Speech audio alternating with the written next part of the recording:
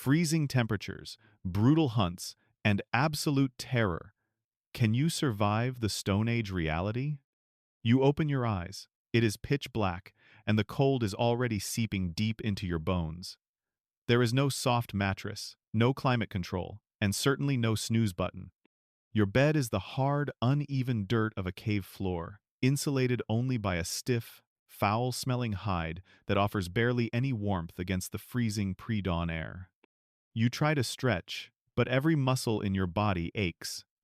Your joints are stiff. Your lower back screams from sleeping curled up in a tight, defensive ball to conserve body heat.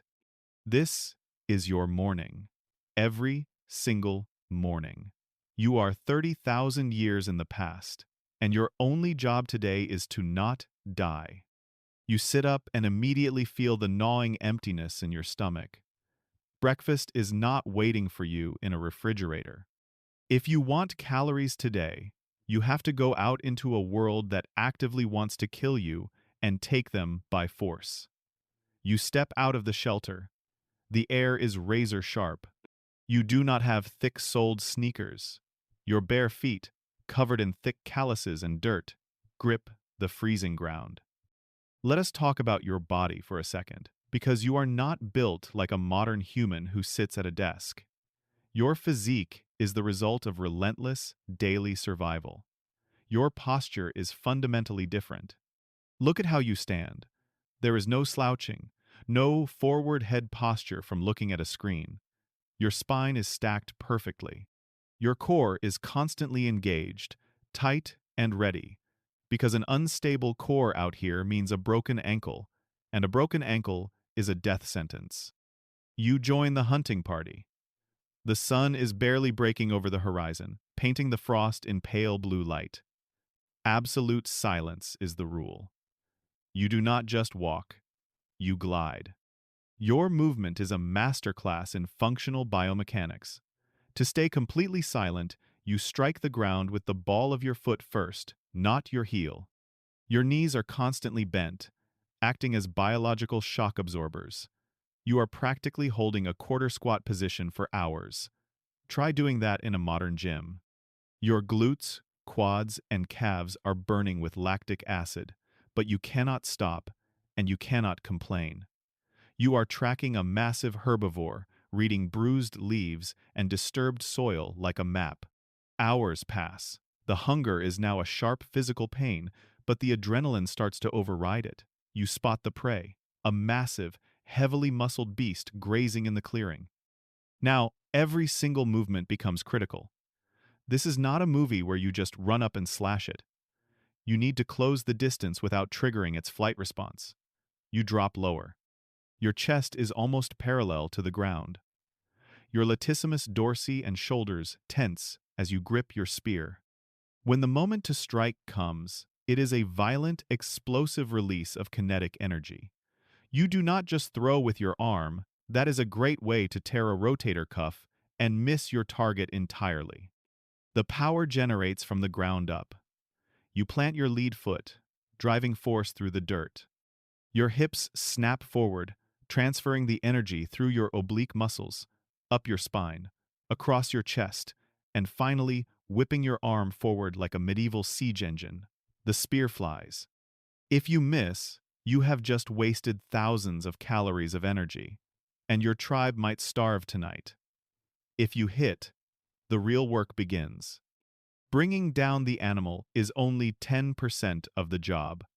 Now you have to butcher it, field dress it, and carry hundreds of pounds of dead weight back to the camp before the smell of blood attracts predators that are much bigger, faster, and stronger than you. You sling a massive chunk of raw meat over your shoulders. This is a brutal, asymmetrical farmer's carry. Your traps and erector spinae muscles are locked in an agonizing isometric hold. Every step through the thick brush and over uneven terrain tests your stabilizer muscles.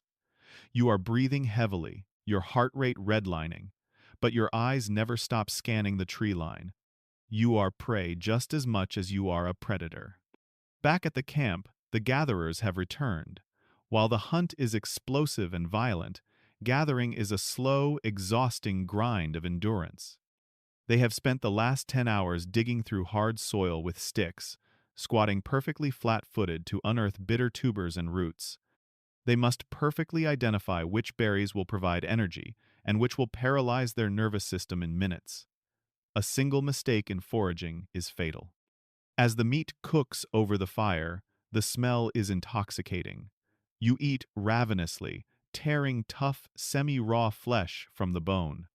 Your jaw muscles are incredibly thick and powerful compared to modern humans because your food requires serious mechanical force just to chew.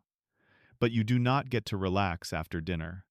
The hides need to be scraped to make clothing. This means hours of repetitive, exhausting friction, gripping a sharp piece of flint and dragging it across the tough animal skin. Your forearms are cramped, your knuckles bleed, but if you do not do this, you will freeze to death when winter comes. Slowly, the sun disappears, and with the darkness comes the true psychological terror of the Stone Age. Our modern brains are conditioned to feel safe at night. You lock your door, turn on a lamp, and go to sleep. Out here, the night belongs to the monsters. The only thing separating you from being eaten alive is a flickering circle of light from the campfire. The darkness beyond the fire is absolute. It is a suffocating, heavy blackness. You sit by the fire, your eyes constantly adjusting to the dancing shadows. Every snapping twig, every rustle of leaves sends a spike of cortisol through your veins. You listen to the deep, guttural roars echoing in the distance. You cannot sleep deeply. No one does. You sleep in shifts, huddled together, your brain lingering in a shallow, hyper-alert state, ready to wake up and fight for your life in a fraction of a second. You lie your head back down on the cold dirt. Your muscles are twitching from exhaustion. You are covered in dirt, dried blood, and sweat. But your heart is beating. You survived today. You fed your tribe. You stare into the dying embers of the fire, listening to the heavy breathing of your people, and you close your eyes. In a few hours, the sun will rise, the cold will wake you up, and you will have to do it all over again.